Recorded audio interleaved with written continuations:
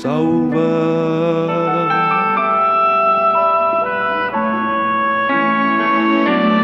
Todo ser que nele crê irá pra sempre ter vida eterna, jamais perecerá.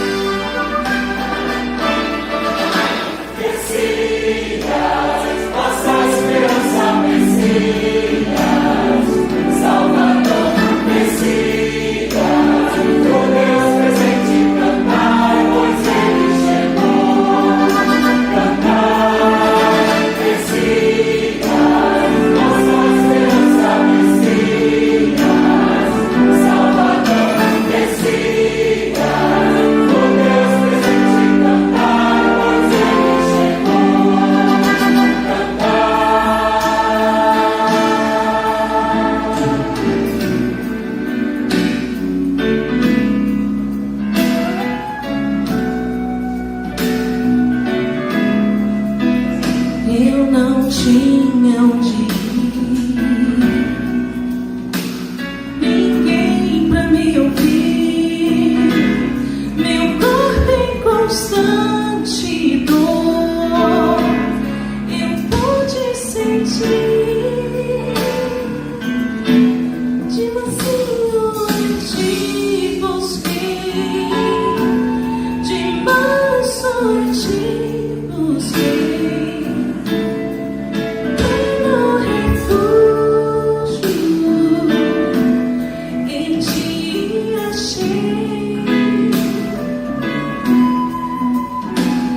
Ninguém pra me ajudar, ninguém pra me amparar, chorava de angústia, sentia temor. De mansinho eu te busquei, de manso eu te busquei,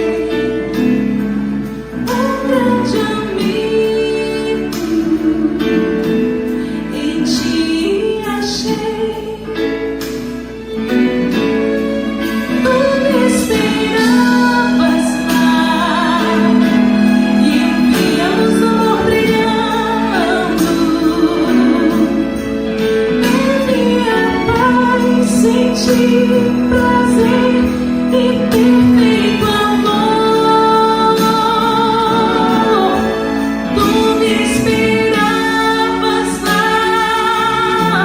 pensei que tudo era sonho, pois pude sentir de novo em mim o amor renascer. De mansinho eu te busquei, de manso eu te busquei, grande amigo em ti achei.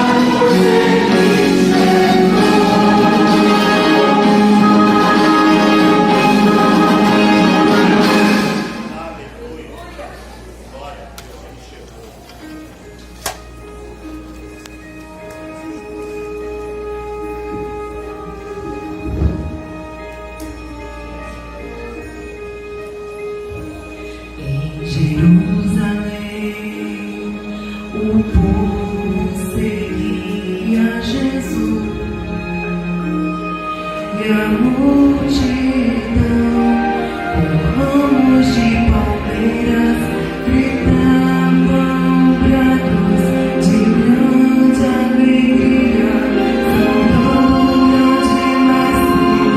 Hosana, Hosana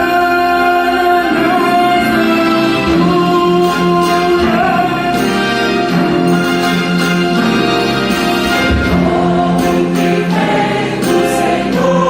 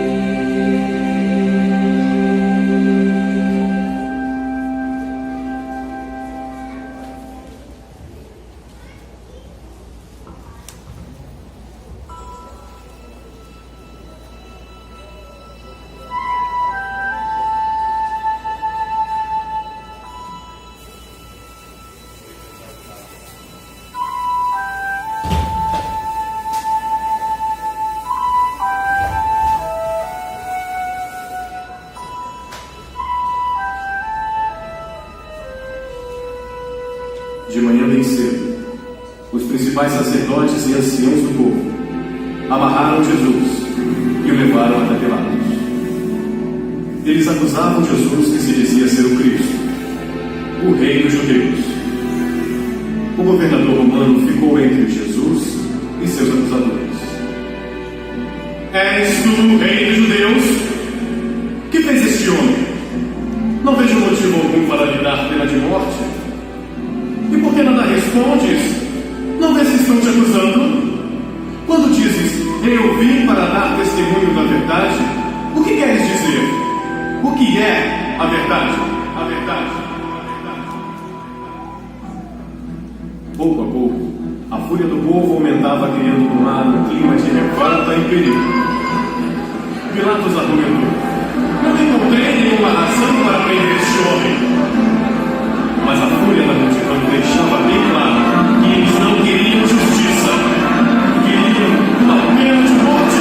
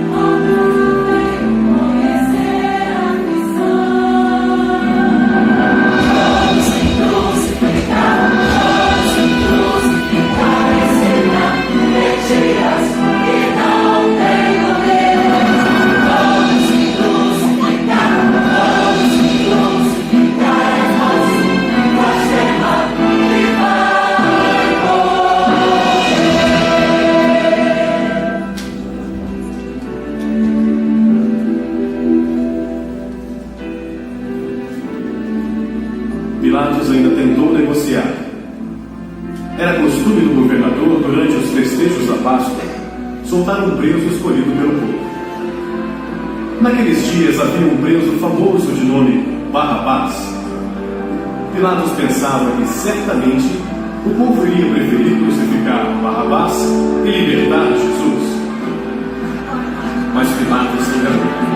A multidão, numa só voz, gritava cheia de ódio: Barrabás!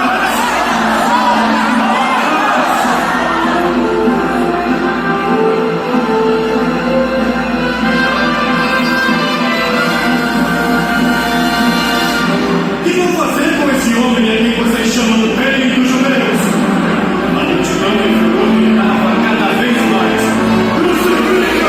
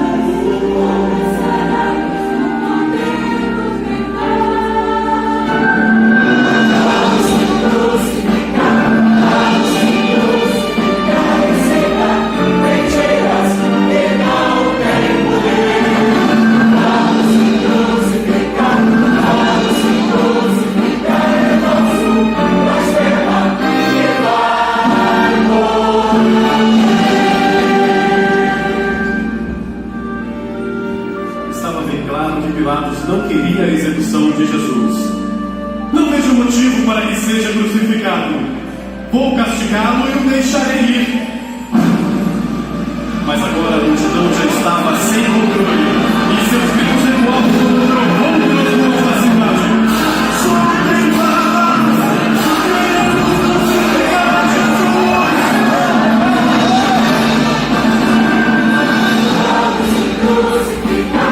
Vamos crucificar esse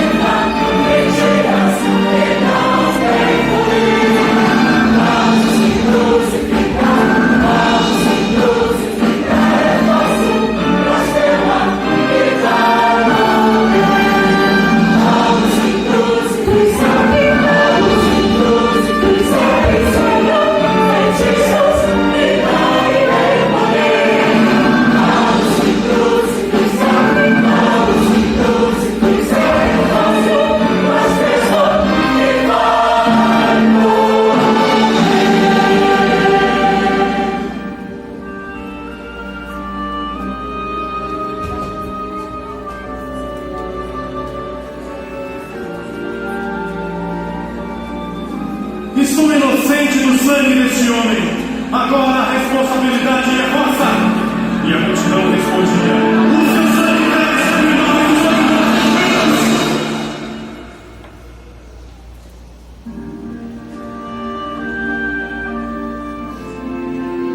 Em meio a chicotadas e sarcasmos, seguiu Jesus levado pelos soldados que lhe despiam, e sobre ele colocaram um manto escarlate.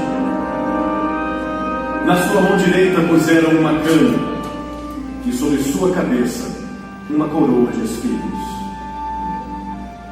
E então, num ato de zombaria, se ajoelharam diante dele, dizendo sarcasticamente: "Salve o Rei dos Judeus!" E em seguida o levaram para ser crucificado.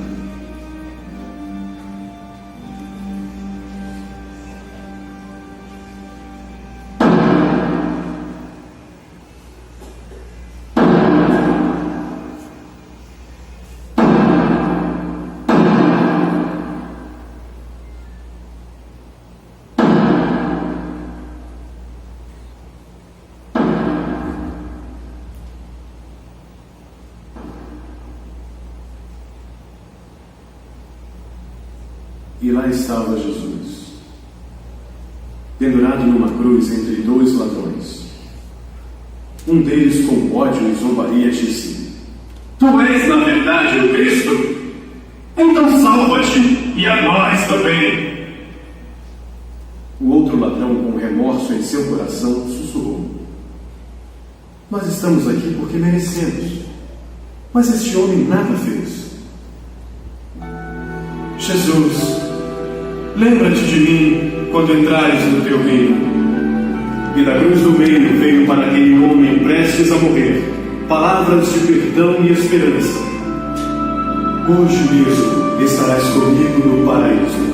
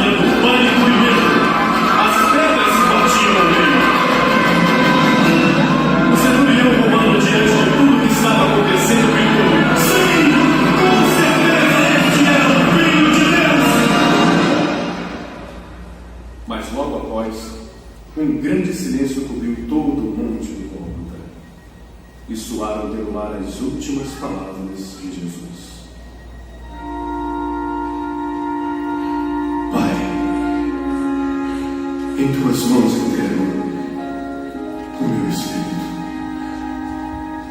Está consumado.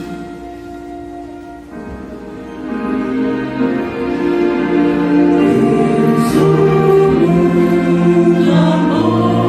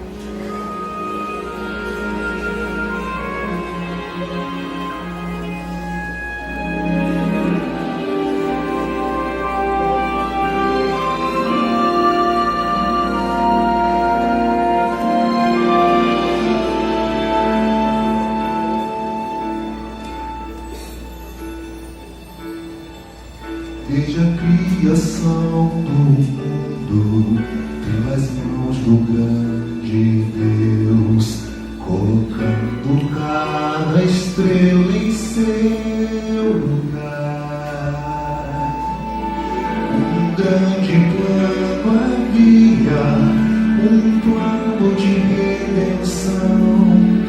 O Cordeiro do Supremo Deus viria para salvar.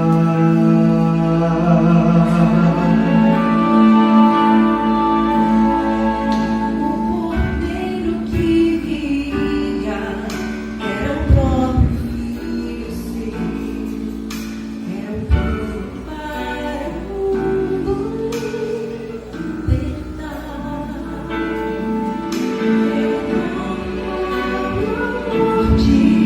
O Cordeiro de poder,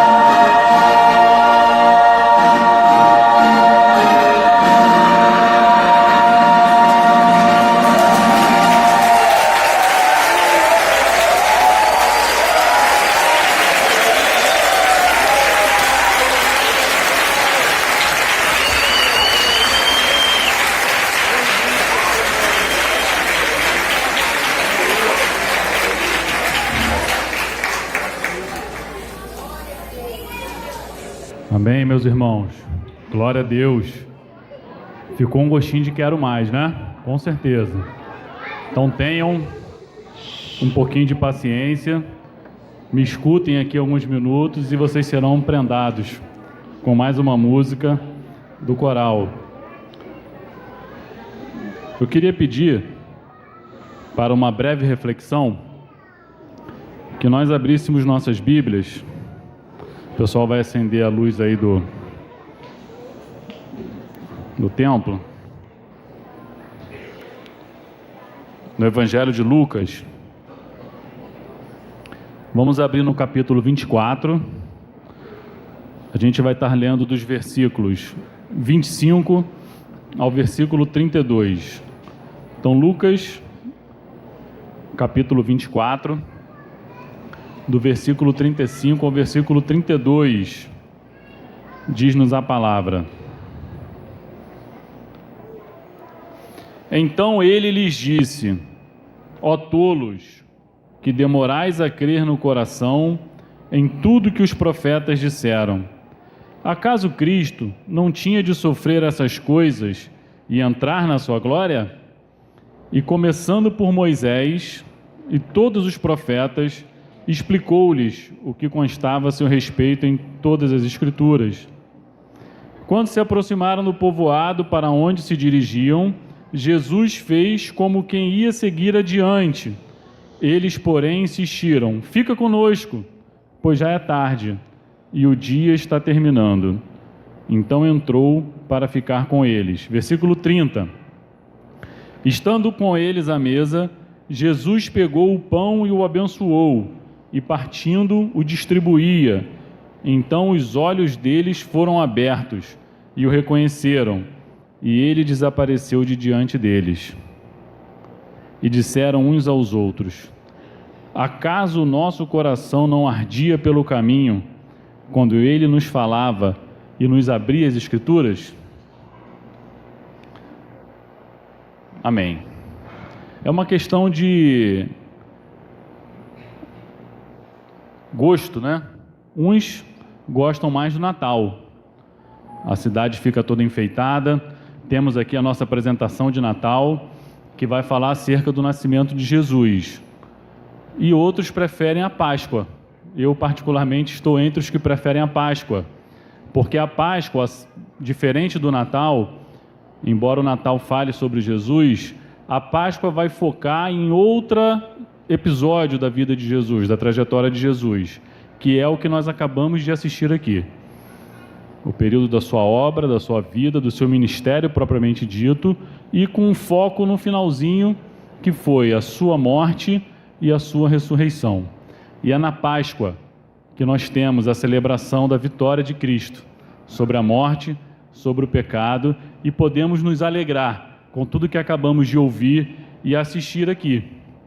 Esse texto que nós lemos, ele vai dizer justamente do período pós-ressurreição de Jesus. Se a gente for ler lá no versículo 13, quando essa história começa a ser contada, vai dizer que nesse mesmo dia, 2 deles seguiram para um povoado chamado Emaús, distante de Jerusalém.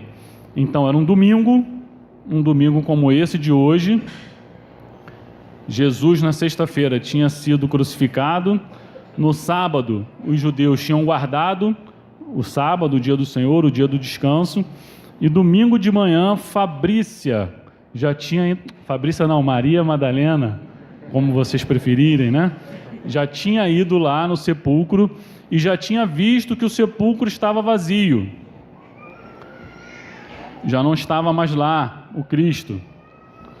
Só que esses homens, a despeito do testemunho de Maria, que tanto falou aos nossos corações, na versão cantada aqui, não teve um efeito significativo naqueles 2 discípulos.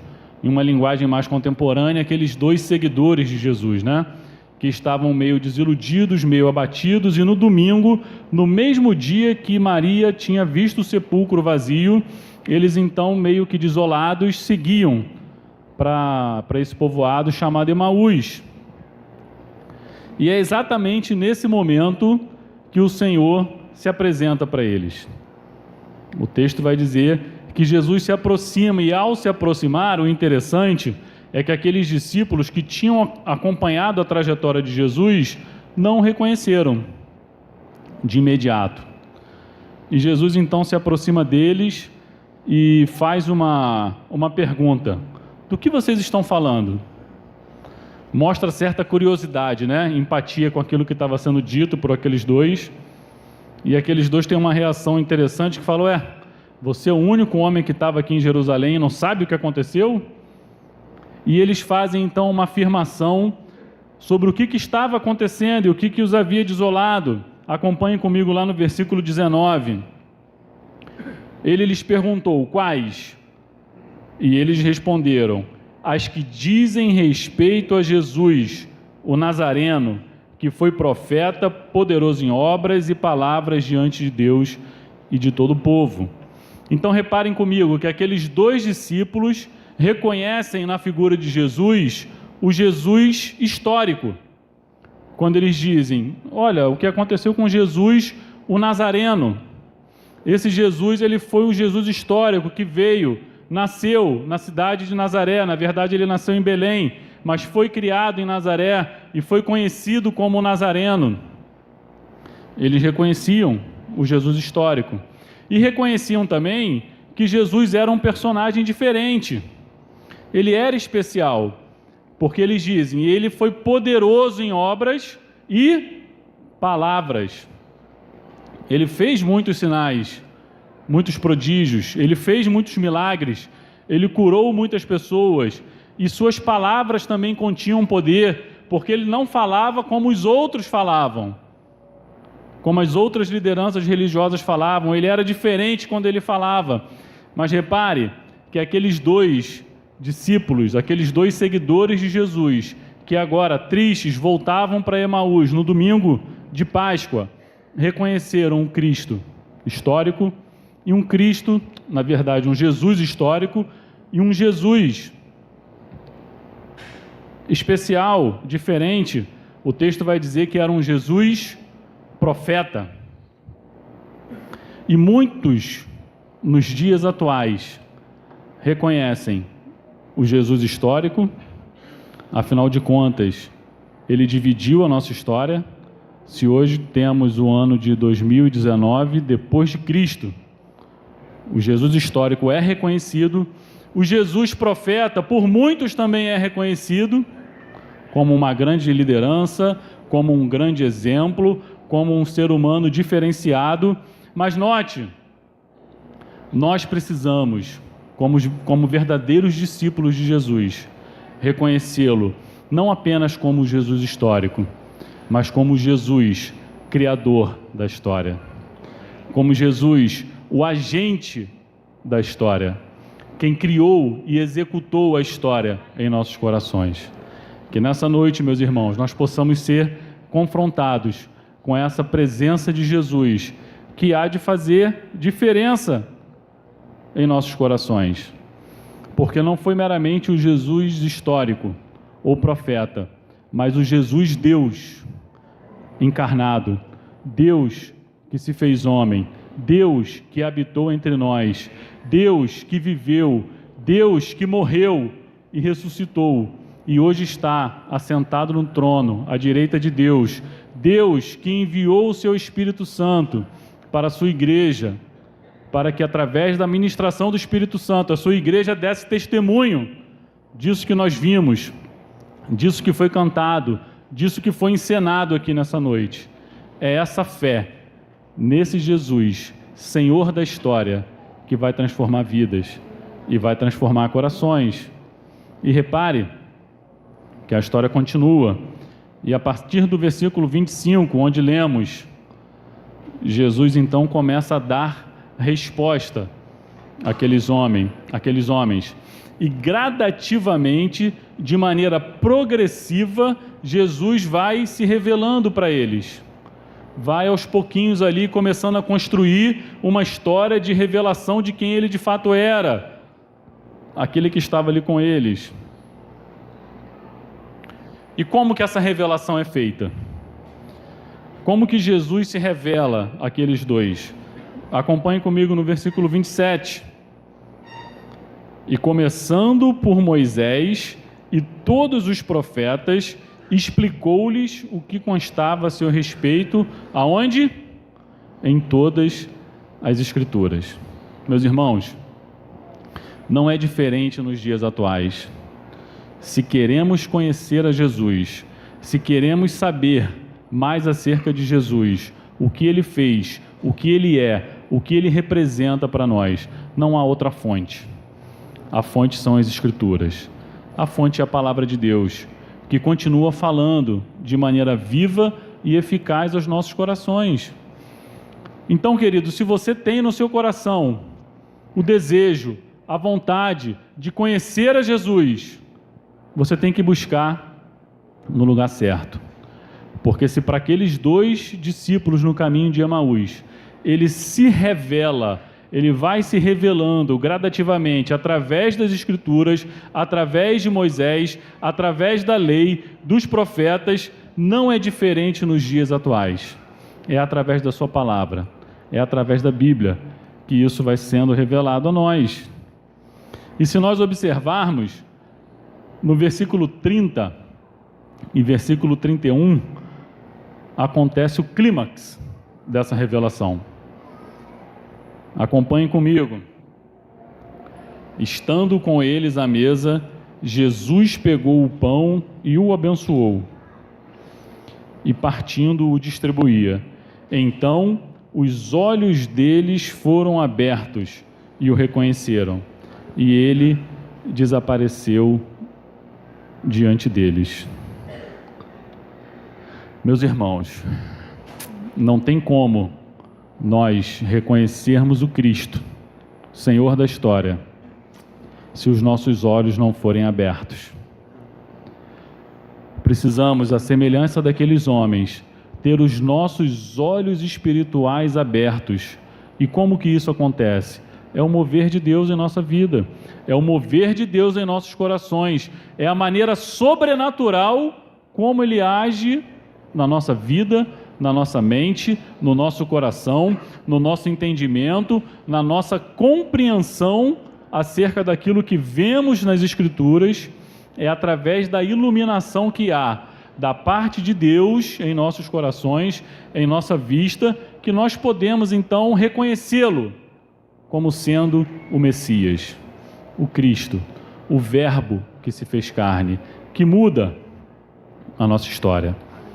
E o desejo do nosso coração, meus irmãos, é que nessa noite, à semelhança daqueles homens, aqueles discípulos no caminho de Emaús, quando eles dizem que o coração deles ardia quando eles ouviam as palavras de Jesus, enquanto eles caminhavam, o coração deles ardia como a chama da presença de Jesus.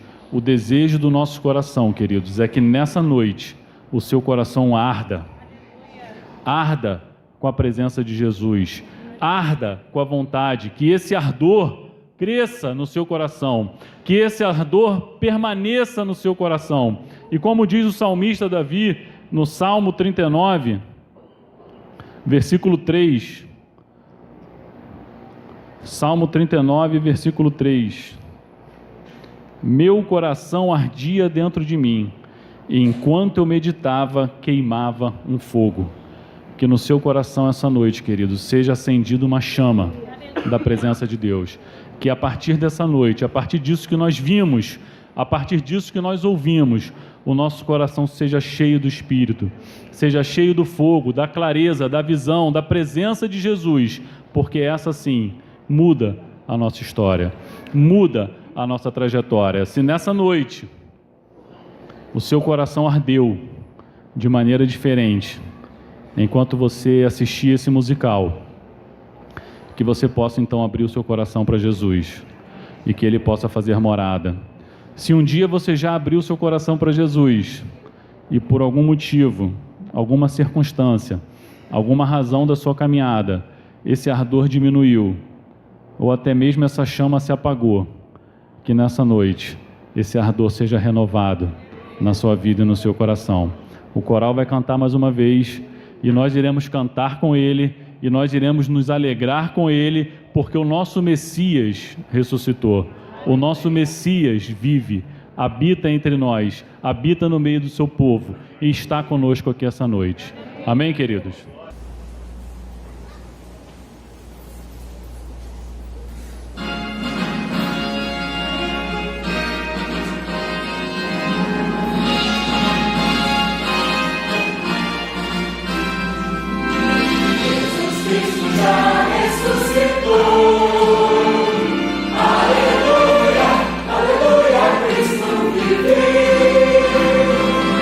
Ressurgiu na palma, nosso valor.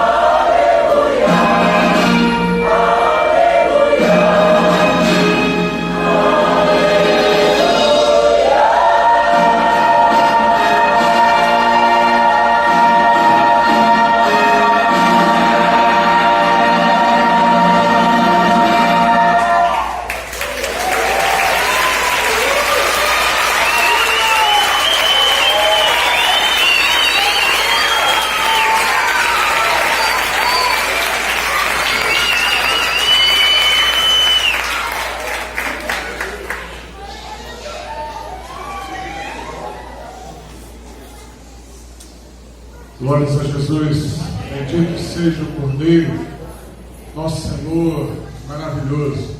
Nosso coração está cheio de alegria. Tudo isso aqui foi feito para o Senhor da glória.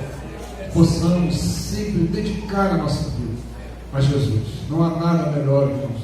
Não há nada mais importante a fazer do que viver Jesus.